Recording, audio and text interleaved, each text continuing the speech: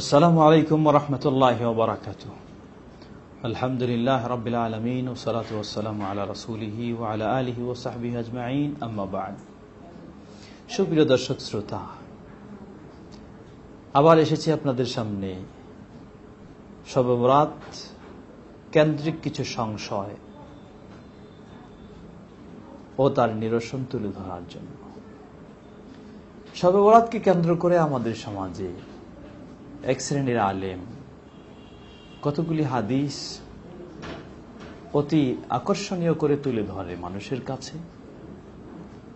মানুষ সেই হাদিসের প্রতি আকৃষ্ট হয়ে আসলে এই হাদিসগুলি বাস্তব না অবাস্তব সে চিন্তা না করে ব্যস্ত হয়ে যায়। সেগুলির মাঝে যেমন উম্মুল মুমিনিন আয়েশা রাদিয়াল্লাহু আনহা, তার বরাত দিয়ে তিনি বলেন যে একদা এক রাত্রিতে রাসূল সাল্লাল্লাহু আলাইহি ওয়াসাল্লাম তিনি ঘর থেকে গভীর অন্ধকার রাতে বের হয়ে গেছেন। আয়েশা রাদিয়াল্লাহু আনহা হঠাৎ জেগে দেখছেন পার্শ্বে রাসূল সাল্লাল্লাহু আলাইহি ওয়াসাল্লাম নেই। খুঁজলেন, খুঁজতে খুঁজতে বের হয়ে গেলেন, দেখলেন সেই বাকি কবরস্থানে রাসূল সাল্লাল্লাহু আলাইহি ওয়াসাল্লাম কাঁদছেন, দোয়া করছেন। রাসূল সাল্লাল্লাহু আলাইহি ওয়াসাল্লাম জানতে পারলেন আয়েশা রাদিয়াল্লাহু আনহা ছুটে এসেছেন। বললেন, হে আয়েশা, আজ তো তুমি কি জানো না, আজকে তো হলো এই সেই রাত, শবে বরাতের রাত, দোয়া কবুলের রাত, দোয়া করার রাত। এই ধরনের কথাগুলি মানুষের সামনে প্রচার করা হয়। আসলেই এটির বাস্তবতা কতটুকু এবং এটাকে কেন্দ্র করে আজকে আমাদের সমাজে কি হচ্ছে একটু ভাবা দরকার। বাস্তবতা, এই হাদিসটি কখনো সহিহ নয়, কারণ এই হাদিসের যে সনদ, সেই সনদের মাঝে ছিন্নতা থাকার কারণে, সূত্রের মাঝে ছিন্নতা থাকার কারণে এই হাদিস কখনো গ্রহণযোগ্য নয়। রাসূল সাল্লাল্লাহু আলাইহি ওয়াসাল্লাম থেকে বিশুদ্ধভাবে প্রমাণিত বলে কখনো বলা যাবে না। রাসূল সাল্লাল্লাহু আলাইহি ওয়াসাল্লাম থেকে বিশুদ্ধভাবে প্রমাণিত বলা যদি না যায়, তাহলে এই হাদিসের আলোকে কোনো ইবাদত করা যাবে না। বরং এই হাদিস দিয়ে আজকে আমাদের সমাজে এমনই ভাবে মানুষকে শরীয়ত গর্হিত কর্মকাণ্ডে জড়িয়ে দেওয়া হচ্ছে যা খুবই হতাশাব্যঞ্জক। যেমন এই হাদিসের মাধ্যমে যেন আজকে শবে বরাতের রাতে কবর জিয়ারত, কবরস্থানে যাওয়ার উৎসাহ দেওয়া হচ্ছে, আর মানুষেরা রাতে দলে দলে কবরস্থানে যায়। শুধু কবরস্থানে যায় না, বরং কবরস্থানগুলি, কবর মাজারগুলি আলোকসজ্জা করা হয়। যেই কবর মাজার আলোকসজ্জা করা সম্পূর্ণভাবে আল্লাহ রাসূল সাল্লাল্লাহু আলাইহি ওয়াসাল্লাম নিষিদ্ধ করেছেন, হারাম করে দিয়েছেন। এই শবে বরাতের রাত্রিতে তথাকথিত জাহেল সমাজ এই সমস্ত অগ্রহণযোগ্য বক্তব্যের আলোকে তারা কবর ও মাজারে আলোকসজ্জা করে, মসজিদে আলোকসজ্জা করে।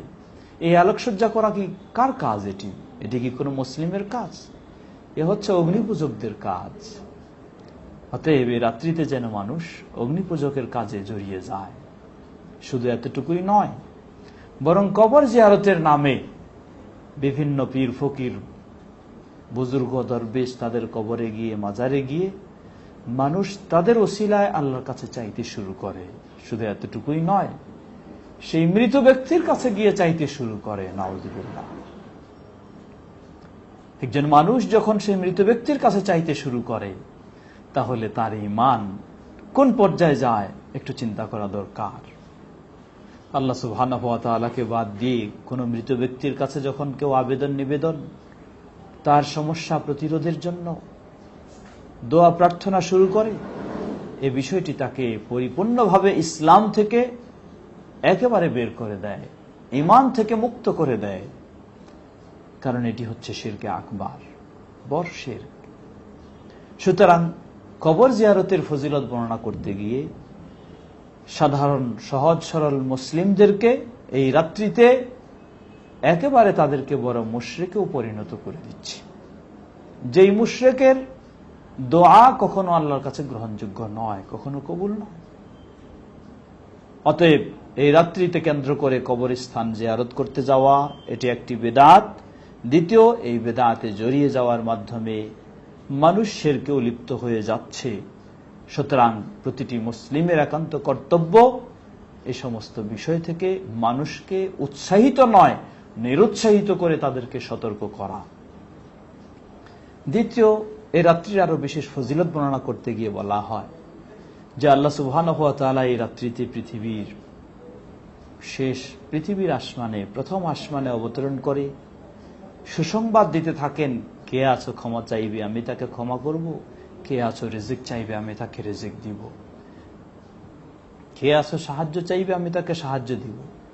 সুপ্রিয় দর্শক শ্রোতা, আসলে এই ফজিলত যে আল্লাহ সুবহানাহু ওয়া তাআলা পৃথিবীর আসমানে নেমে এসে এই সুসংবাদ দেন, আহ্বান জানান, এটি মূলত এই শবে বরাতের রাতের জন্য বিশেষ কোনো ফজিলত নয়।